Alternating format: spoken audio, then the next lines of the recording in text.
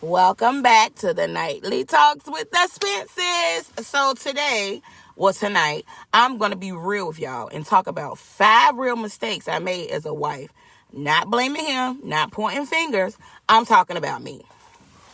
So the first mistake, expecting him to read my mind.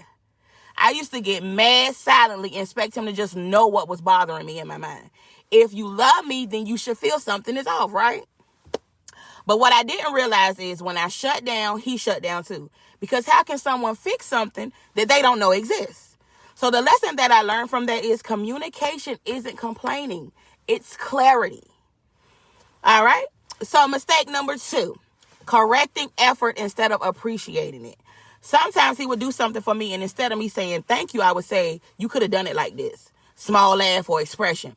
I didn't mean harm, but I didn't realize that correction kills motivation.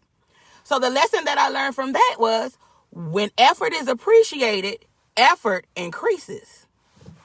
Remember that. Mistake number 3. I used to react emotionally instead of communicating effectively. Sometimes my reaction was bigger than the actual problem. Instead of talking calmly, I raised my voice or shut down emotionally. You know? My emotions were valid, but my delivery wasn't. And the lesson that I had to learn from that was you can be emotional and still communicate respectively and effectively. Mistake number 4, wanting him to change before changing myself. There were seasons I would pray, Lord, change him, before praying, Lord, help me grow. It's easy to see what the other person needs to fix and harder to look inward. Remember that. The lesson from that, my marriage got better when I started working on me and not what he changed first. Mistake number 5, taking his effort for granted.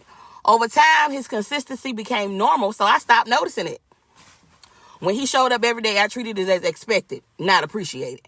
And the lesson from that I learned, what isn't acknowledged eventually feels unnecessary. And how many know when a man works harder when he feels appreciated?